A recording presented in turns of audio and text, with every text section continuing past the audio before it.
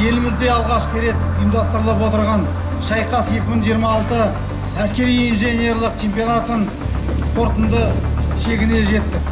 Шайқас еліміздің қорғаныс саласы үшін өте маңызды нәтиже.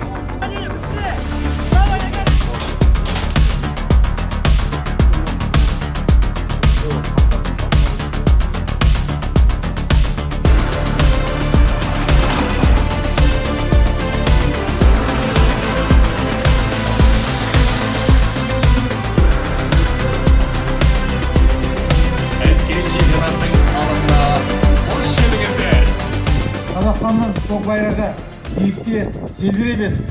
Алға Қазақстан! Бірінші орын иелері Эрендил Сарбай.